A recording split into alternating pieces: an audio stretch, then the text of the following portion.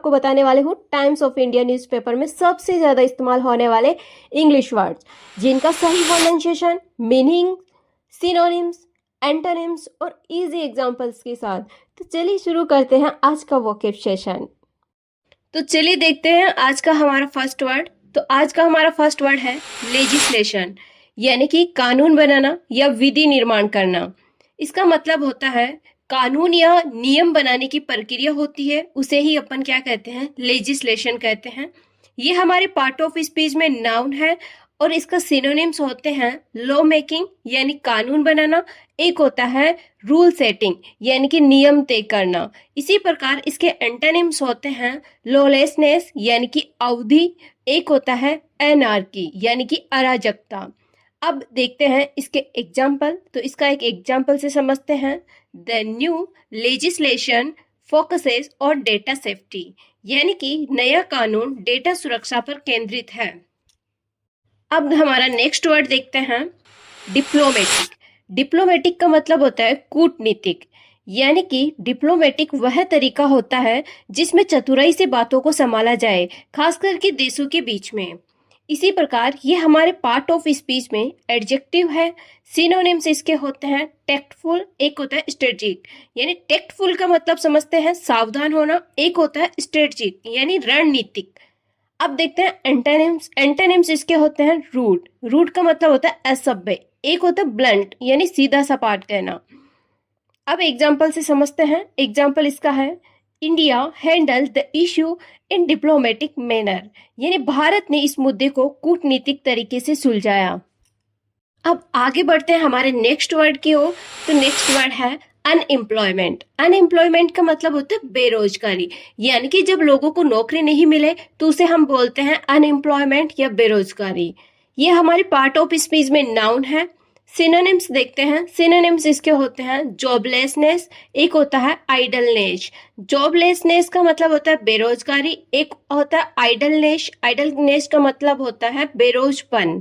इसी प्रकार इसके एंटोनिम्स होते हैं एम्प्लॉयमेंट और वर्क। एम्प्लॉयमेंट का मतलब आप जानते ही होंगे रोजगार, और वर्क का मतलब होता है काम। एग्जाम्पल से समझते हैं। एग्जाम्पल इसका होता है अनएम्प्लॉयमेंट रेट्स आर राइजिंग, बेरोजगारी की दर बढ़ रही है। इसी प्रकार आज का हमारा नेक्स्ट वर्ड है एम्पावरमेंट।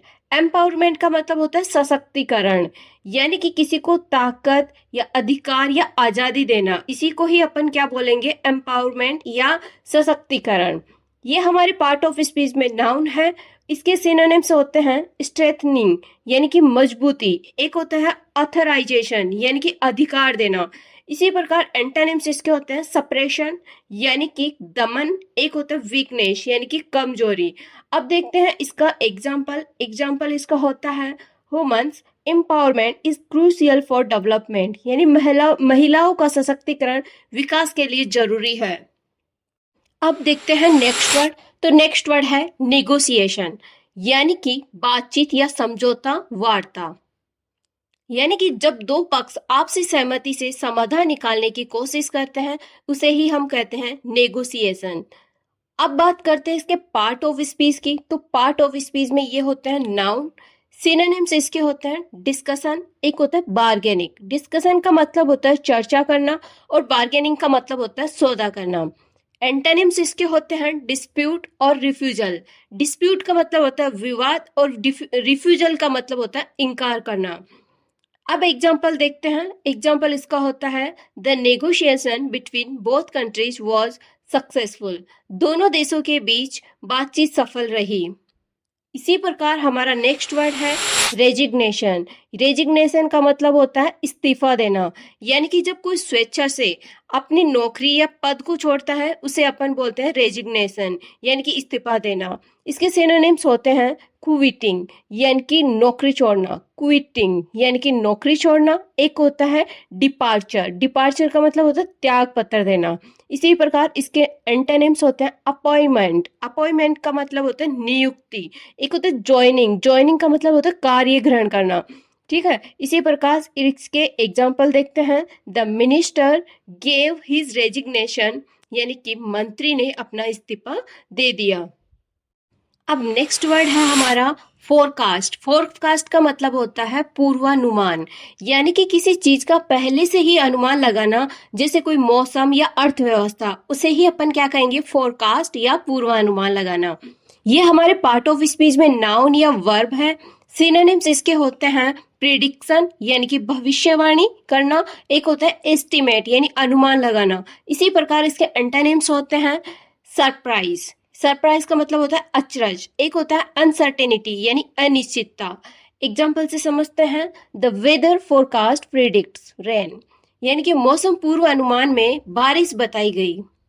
इसी प्रकार अब हम देखते हैं हमारा नेक्स्ट वर्ड और लास्ट वर्ड। तो हमारा आज का लास्ट वर्ड है अकाउंटेबिलिटी, यानी कि उत्तरदायित्व या जवाबदेही। ये हमारे पार्ट ऑफ स्पीच में नाउन है। बात करें इसके सिनोनिम्स की, तो सिनोनिम्स इसके होते हैं रिस्पॉन्सिबिलिटी, एक होता है आंसरबिलिटी। रिस्पॉन्सिबिलिटी का मतलब होता है जिम्मेदारी और आंसरबिलिटी का मतलब होता है उत्तरदायित्व, ठीक है। इसी प्रकार इसके एंटोनिम्स होते हैं इररेस्पॉन्सिबिलिटी यानी गैर जिम्मेदार होना, एक होता है एस्केप, एस्केप का मतलब होता है बचाव करना। एग्जाम्पल से समझते हैं, leaders must show accountability for their actions, यानी नेताओं को अपने कार्यों के लिए जवाबदेह होना चाहिए। तो दोस्तों ये थे टाइम्स ऑफ इंडिया न्यूज़पेपर में सबसे ज्यादा इस्तेमाल होने वाले वर्ड्स। मैं उम्मीद करती हूँ कि इस वीडियो ने आपको इन शब्दों को बेहतर समझने में मदद की होगी।